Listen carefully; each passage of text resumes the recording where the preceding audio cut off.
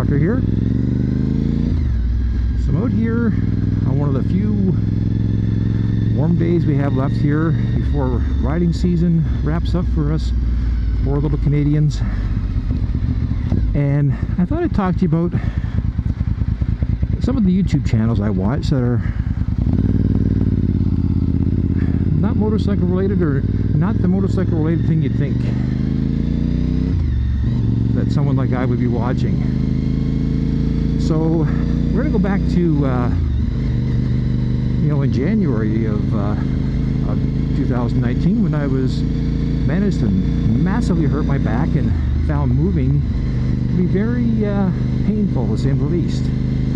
Now it's winter time, so it doesn't really matter. It's not affecting me for riding because the couple feet of snow on the ground didn't matter. But I'm at home sitting there, and I don't really watch television. I play some computer games, and I watch YouTube channels. But unfortunately, a lot of the channels I watch also sort of slow down over the winter, so there's not a lot of videos to watch. So I was sort of sitting around, and something popped up in my recommended list called Cruising the Cut, and I'm going, oh well, nothing else to watch right now, let's just check it out. And I found it kind of strange, something I'd never heard of before. Now people in the UK definitely, well, most of them probably would have an idea what it was. And Cruising the Cut is a YouTube channel that talks about life on a narrowboat. And what's a narrowboat? Well, narrowboats are around, I think they're about 6.5 feet wide. They come in all different lengths, but 90% of them are covered probably in the high 40s to the high 50-foot lengths. They can go up to 70 feet long, but it has to do something with the size of the locks about where they can go.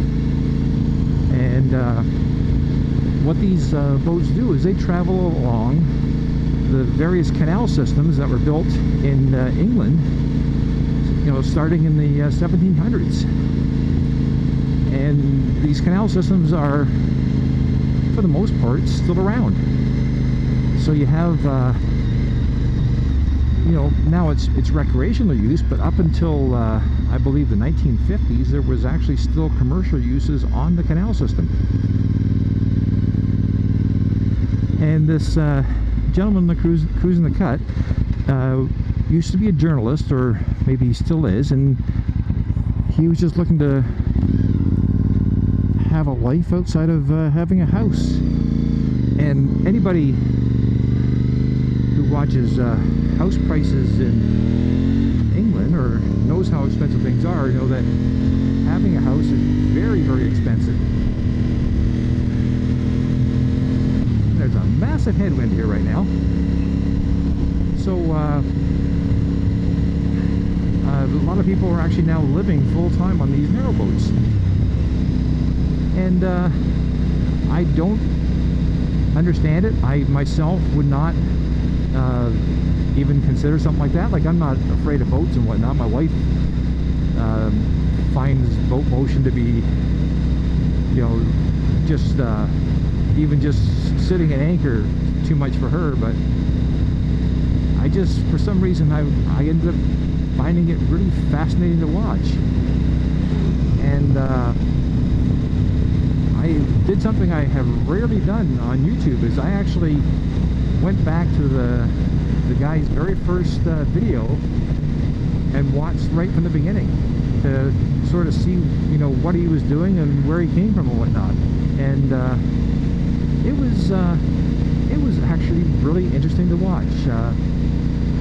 I thoroughly enjoyed it. Like, it's just one of those things where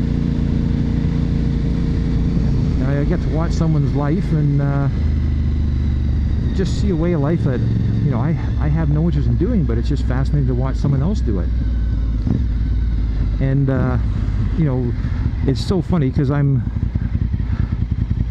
watching the MotoGP races, and where they're traveling 320, 340 kilometers an hour, And then once that's over, I see a new video from Cruising the Cut Up, and I'm watching that, and they're moving along at a blistering about 2 kilometers an hour. But it was fascinating. And what happened, because I was watching that one, there was another thing popped up and said, well, you should watch The Minimalist. And that's another narrowboat adventure couple, the husband and wife, who I think would be the best way to say it is they have itchy feet. They've been all over the world, you know, to New Zealand and United States and Canada and Asia and whatnot, and they came to England. She's actually from England. The husband, Michael, he's actually part Canadian, part American. And I started watching that, but what got me into that was not so much the narrowboating, but the people. Michael works in the film industry in a technical part, and he had fascinating stories about working on this and that and working in computers and whatnot. And he would sometimes, you know, be talking about something and just go off on a tangent, and just watching him go off on a tangent was just absolutely hilarious. He's a giant repository of trivia knowledge, and he just seems to absorb it all, and just at random times he repeats it. And I just thoroughly enjoyed it. And I also like the fact that if you watch a video to the end, the last 3 or 4 minutes of the video are all their outtakes. And the outtakes, you know, a lot of comedy TV shows like Saturday Night Live and so forth would probably be thrilled to have some of these outtakes, because they're a lot funnier than a lot of the stuff that's on television. And I just continue to watch them just because, you know, Michael is a bit of OCD. He actually readily admits it, and his plan is to actually sail over the entire canal system in England. And they are going everywhere they can physically possibly get their boat to go. So it means a lot of doubling and tripling back in some cases to get some random piece of the canal that might just lead nowhere. But the videography is really good. The storytelling and whatnot, it's really enjoyable. Now the last one I ended up watching was the Narrowboat Experience. This is a couple that are artists, and they're on a narrowboat, and they're doing business by selling arts and pins and whatnot on their boat. But what makes it interesting is that they actually have 2 cats, so it's sort of a different perspective. Like, you know, if you watch my Instagram and whatnot, you do know that I happen to have a couple cats. My wife and I have had cats pretty well continuously for the last 25 years, and it's just interesting to see how these cats deal with these you know, the situation of being on a boat. And if you have a cat, the one thing they hate more than anything on this planet is change. And every couple days their house is in a different location. It's just interesting to see, you know, what's going on with them.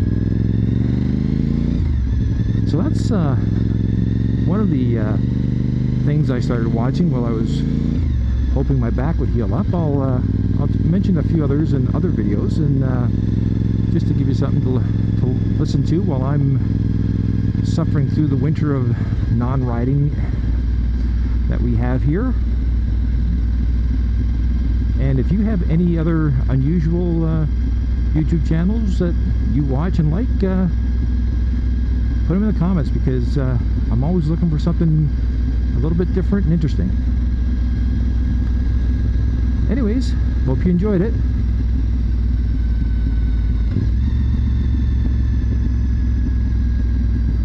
Okay, he was looking at DeathsStalker.